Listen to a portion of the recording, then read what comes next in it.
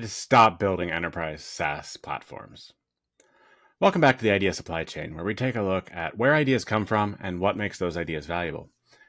Today's episode, might have realized I'm sharing a bit of a hot take there. So this is something I've been thinking about quite a bit in terms of why so many people want to build enterprise SaaS. Now, first of all, they do it because that's where the money is. Individuals don't have a ton of money. And in fact, the money they do have, they're less likely to give to you. Now, enterprises, on the other hand, have tons of money saved up. And they have banks, and they have access to credit, and they have all of these financial resources that individuals don't have. But Leo, you just said don't build enterprise SaaS, but it sounds pretty great. And that's actually my point. So as you look at where AI currently is and where it's headed, I actually have a different thesis around what enterprises are going to look like in terms of the software they use. Now, enterprise SaaS makes sense on a few different levels.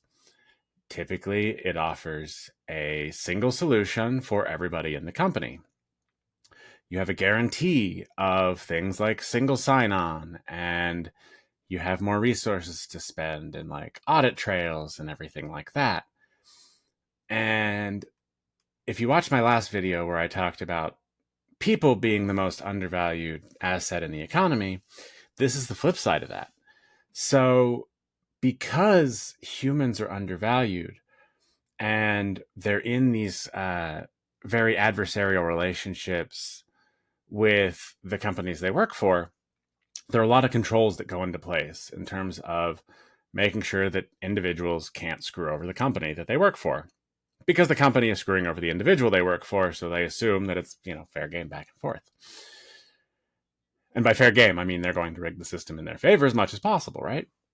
But enterprise SaaS, I think, is going to end up shifting quite a bit, because while it made a lot of sense in the earlier days of software before AI you basically sacrifice individual efficiency for the sake of group efficiency.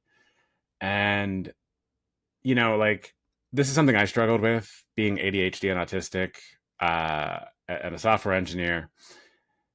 There were things that I was expected to do, like update Jira regularly and keep people informed of exactly what I was working on, when I was working on it, and what exactly I was doing, and why the fuck is it taking so long. Now, the thing is, it took so long because it took so long. There were problems to be solved. I was focused on actually doing whatever needed to be done, and I wasn't always great at communicating that. And the way I looked at it is updating Jira and making sure to communicate every little thing I did to every single person around me was horribly inefficient. I didn't want to do that. I wanted to just fix the thing I was working on. But from a group standpoint, it actually makes sense, because everybody needs to understand what's going on. They want to make sure that things are moving forward as expected. They want to see where, there are problems that they can, head off at the pass, as it were. So a lot of things make sense that way. You want to sacrifice individual efficiency for group efficiency. But with AI, the equation actually shifts. And so the way I think it's headed is we're going to end up where everybody on an individual level will be allowed to optimize for their maximum efficiency. And then AI will be used to kind of translate individually efficient systems into group efficient systems. So instead of updating Jira, one of the things that I was building was my AI co-founder, where you can kind of just track thoughts, talk about what you're working on, just really quick notes, right? So the future I was kind of envisioning from there is a system in which I could jot stuff down there, and then an AI process would run. It would say, okay, what was done today? Use that, look at the existing Jira tickets, create new ones if needed, update existing ones, and basically take care of this centralized management for me. So it moves the abstraction above the individual and between the individual and the group. And then in the same way, if there was something, that was updated in Jira that I would need to be alerted by, I could have an AI process, perhaps a submind, one might say, basically pay attention to that and say, hey, you should be aware this thing that you were waiting on is now ready, things like that, right? And so you can really get to a completely different level of efficiency if you let everybody individualize their own systems that make the most sense for them. And this is something that I'm a big believer in. This is the core idea of abundant systems. It is taking every single individual and making them as efficient as possible and as productive as possible, and letting the system adapt to them instead of forcing them to adapt to the system. Because it's cheaper and easier right now to build an AI tool that adapts the individual system to the group system than it is to get an individual to switch behaviors.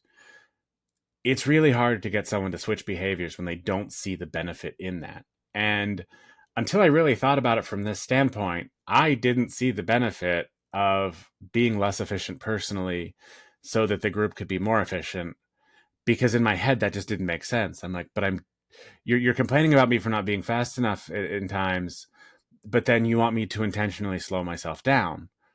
And maybe having that better communication, would have helped some of the different conflicts I've had in kind of these workplace settings.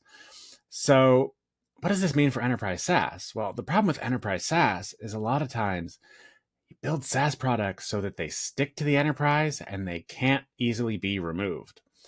You don't want someone who has the ability to easily switch out your product with something else when that's a big chunk of your revenue. And you've created this whole company around these giant products that become very, very bloated over time. They try to do everything for everybody. And that doesn't make sense. It doesn't work, especially when organizations get larger and larger.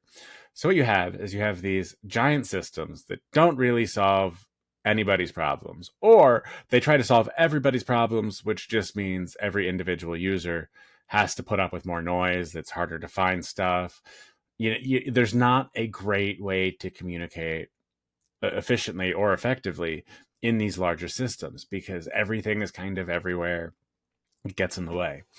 And so, a lot of times you see individual teams do things in specific ways, and that kind of moves, away from the major centralized version down to something a bit smaller. So maybe you've got like team spaces and apps like Confluence or things like that. Teams have their own individual Jira boards, but it's all paid for at the enterprise level on a per seat license. Now, they don't want it to be easy to switch stuff out. And, okay, maybe there's some world in which that does end up being like the system that's in place and everybody has to adapt to it. So at least they're there among the other tools. But I think ultimately tools like that aren't going to be particularly needed. They're going to be replaced by tools that understand the concept of like jobs to be done, and they can create a dynamic view based on whatever data they have access to. And this was some of the stuff I played around with in the early days of my AI co-founder, setting up like task boards and everything that would basically identify the work that needs done, try to figure out when certain things were completed. And I still think that's where it's headed, and I may get back into that at some point.